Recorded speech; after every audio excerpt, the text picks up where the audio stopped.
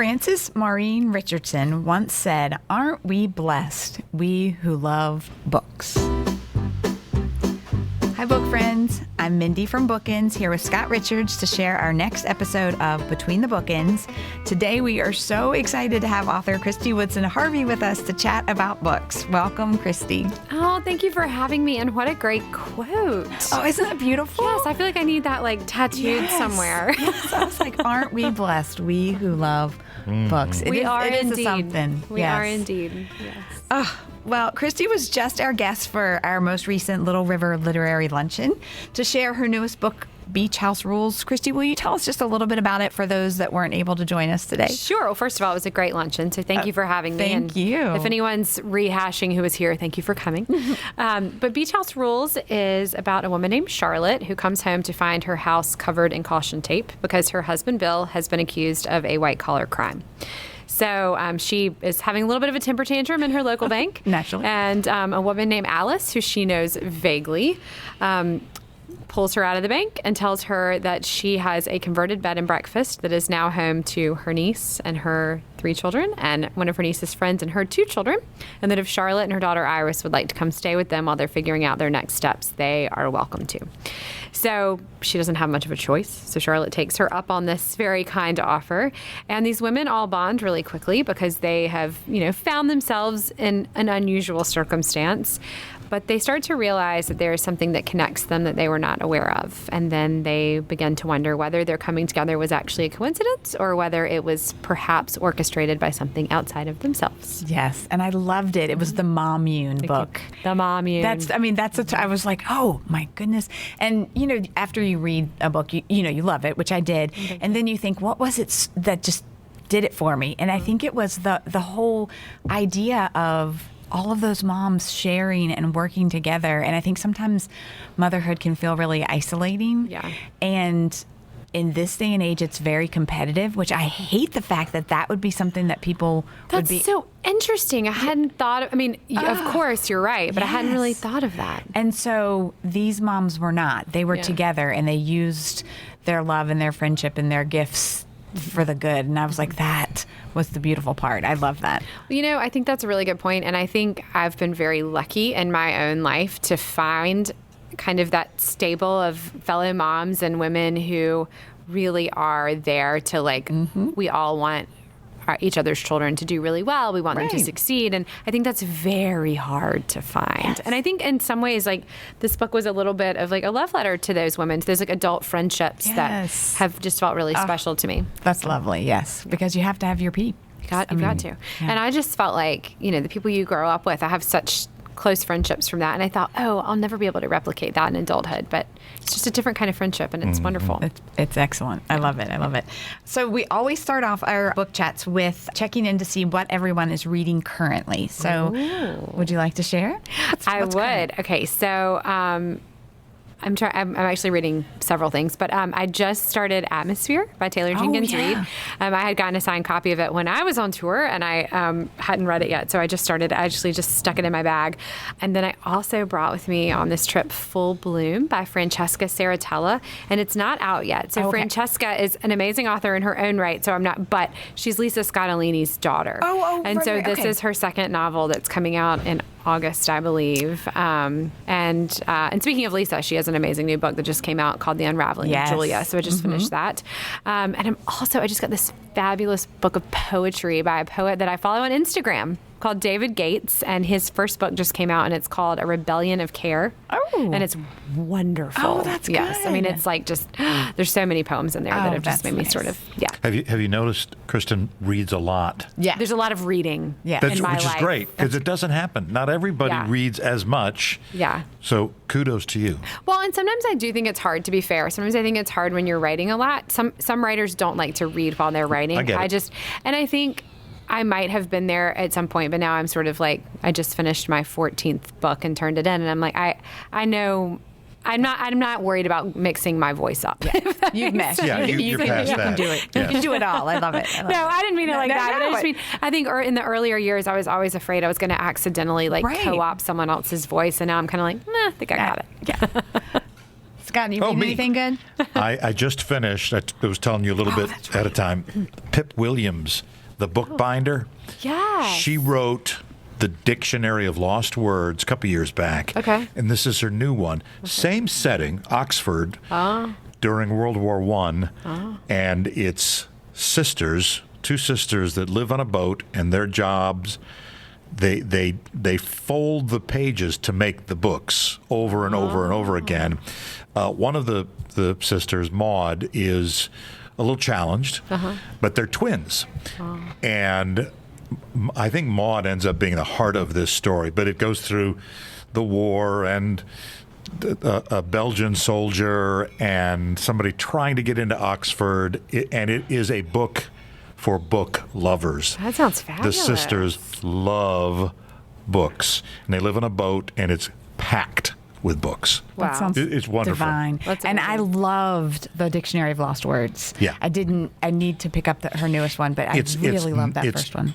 It's not a sequel, but it is referenced Gotcha, right. in there. Okay, I like that. But And the arrow is great. yeah, and A Dictionary of Lost Words was kind of the history of how they created and made the dictionary, which I don't know that I ever Absolutely. thought about that, but No, me neither. they had to kind of cross-reference what made a definition, and whether it was an accurate definition of this word. Like, I'm like, well, yeah, I just never thought of that. It When was I finished this fascinating. book, I wanted first edition old books. Yeah. I want to touch those books. Yeah. The love that they had for the creation of the physical book Yeah. That's cool. was wonderful. That's Just awesome. wonderful. Yeah. Oh, that's good to know. That's Yeah. good to know. That's really cool. I'm currently reading the That Last Carolina Summer by Karen White. Yeah, Karen yes. White. Oh my gosh, I just got that too. Oh, Yeah. I'll be starting that next. I can't wait. So I'm halfway through, but that one is going so well.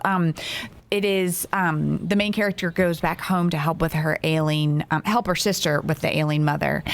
There's just a lot once you get back home that can be triggering. I don't, sometimes you haven't gone home on purpose for a while. Yeah. Yes, But yeah. now, and I don't know how it's going to end, but it just feels like there's some restoration and there's hope for that. So I'm loving that. And the southern tones in it are just perfect. You just feel like you are right ensconced in all things southern. So I'm loving it right now. Oh, well, Karen's great. Oh, so for that's sure. great. For sure. Then we also love to know, why do you read? Like, what got you started? What made you a reader? Why is it important? Why do you keep it up? That's such a good question. So my mom tells this story about me that when I was like 2 years old, which obviously 2-year-olds are not known for their ability to sit still and read a book, right? But she said that one day she just thought, I'm going to see how long she'll let me read to her. Because she said that no matter how long she would read, I would always say, one more book, Mommy, one more Right. book, Mommy, one more. And she said after like 3 hours, she had lost her Oh, voice my. and I was still saying one more book, Mommy. So I think I obviously don't remember being 2 years old. But I always, one of my like core, most vivid memories is reading my first book by myself, like in my bed, and it was called Dr. Cat. It's the first book I ever read by myself, and I remember reading it and like flying out of my room to tell my parents, like, I read this book by myself. And I don't know, I think there's something about just that idea of being transported not only to different worlds, but to be inside the heads of really just anyone else, like to like have a human experience inside the mind of anyone else, I think is so fascinating. And I mean, you guys know this because you're avid readers, but there's so many studies out there about how people who are readers like are more empathetic and more whatever. And Definitely. like, of course you are, because you walked a mile in someone else's shoes. And so I think that's the only way that we can really kind of understand each other's like plight on earth. I mean, it sounds so negative because a lot of it's so happy and joyous too, but to really be able to understand what other people are living and what they're going through, and then to go back in time. I mean, it's a Absolutely. real live time machine. We Right. can go back in time, and Right. I mean, both in historical fiction, but gosh, we can go pick up a book from 1847 if we Yes. want to. And sometimes I do. And they are a challenge because you have to get into the rhythm. You do. If you read Jane Eyre, it takes a little bit. But once you're there, work. you Once you're there, realize, yeah. oh my. Yeah. Yeah. Dickens. I've challenged myself by Yes. reading some Dickens, and they're great stories. Yeah. They just they don't read the language same is way. different. Yeah, it's a different feel. What book would you suggest to the world? One of those books that just feels very important to you, that you feel like you could hand to almost anyone and say, you should read this. When you say almost anyone, but I feel, so my favorite book that I was just recommending to a reader here is A Tree Grows in Brooklyn by Betty Smith. I just feel like it's such a resonant book. And it's the first book that I remember consciously thinking, no, I shouldn't say it this way. What I should say is I remember being 10 years old and reading this book for the first time. And Francie Nolan and I were the same age. And she's this little girl growing up in poverty in Brooklyn. And I was actually here. I was in North Myrtle Beach at my grandparents' condo, like on the balcony, like eating my candy, and she was eating hers. And I couldn't have put it into words. I was 10. Right. But I think that I felt so connected to her in that moment because we were thinking about the same things and we were wondering about the same things about our lives. And we were living in completely different time periods and completely different situations. And I think that was when I realized like the power that story has to connect us to people that we'll never meet and time periods we'll never live in. And, you know, I don't think I consciously thought that, but I think it was that first kind of like resonant moment. I've read that book probably 10 or 12 times since then. And I always find something new to love about it. I always say to people, like, if you're someone who is super into action and you want to plot moving everything along, this is like probably not the book for you, but it's this book where like nothing happens and everything happens. Yes, and I exactly. love it so much. And the more I read, the more I love those books. You think back, it's like, well, there weren't any car chases and the mystery really wasn't a mystery, but those books, they mean so much. Yeah. They're the ones that affect you. Yeah, Absolutely. there's something so resonant about that book, about like just the human experience, and there are these little touchstones like I have just carried with me my whole life. Like there's this scene where there's this like, you know, older man like waiting for bread, and he looks sort of like the world has forgotten about him, and his toes are sticking through his shoes, and Francie's thinking about how he was someone's baby once. You know, and there are things like this that you, Right. especially as a 10-year-old, I'd never thought about that. Like I'd never thought about like, you know, the old homeless man on the street being someone's baby one time, you know? And I just, there are things like that that I think are just really in that book that are so I think special. that's the magic of books, is you can have a character that is so different from you, but has the core that is so similar that you're thinking similar thoughts and feeling similar feelings, even, you know, in totally different situations. And so I think that's what is beautiful.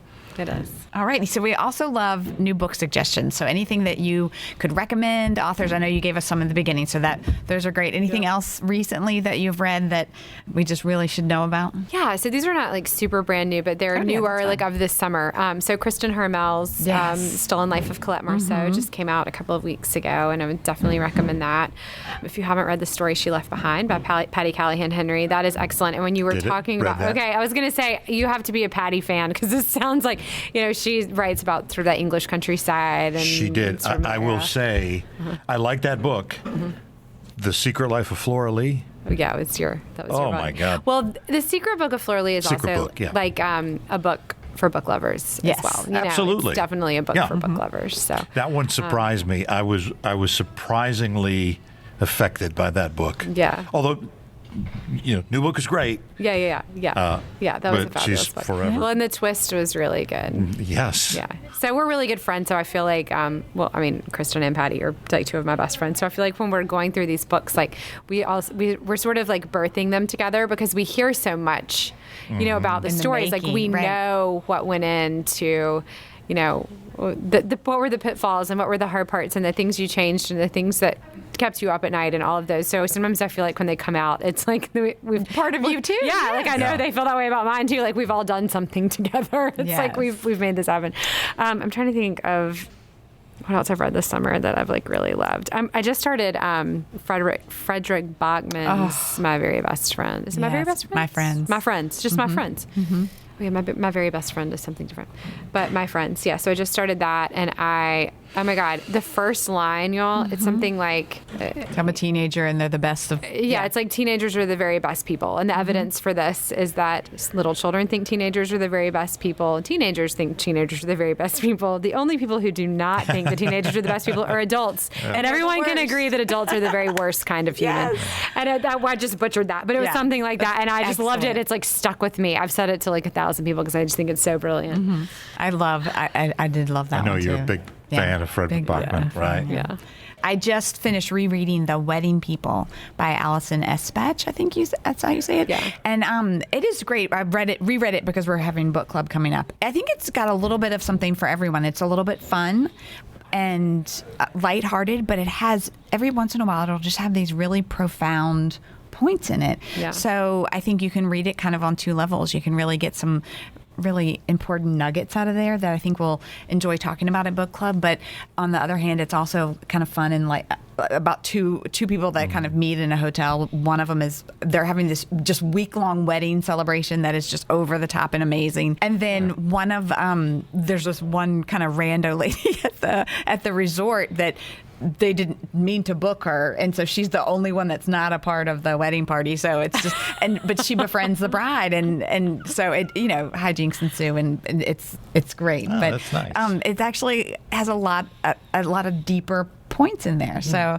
I really love books that. like that. Yeah, it kind of pleasantly surprised me. And I think as a writer, the best thing in the world is when a reader says something to you and you're like, oh my God, they got that. Yes. Because you can always read a book on two different levels. And I think that's like the beauty of reading. Like you can read it very surfacely, or you can read kind of all those finer points. And when someone like picks up on something, I'm like, yes, it worked. They got it. They got it. Yes, definitely. Well, thank you so much. Those are all great book suggestions. We'll add them all to our list, I'm sure. We have thoroughly enjoyed our time today with you. Thank you so much for coming. Thank you, Scott, for putting this all together. Go. Because you do a podcast, let's go ahead and plug that to talk about what's your podcast. Yes. And where do we find it? Well, we find it wherever podcasts are. Yes. So I have it's a podcast. It's also a web show called Friends and Fiction, and I do it with Patty Callahan Henry and Mary Kay Andrews and Kristen Harmel.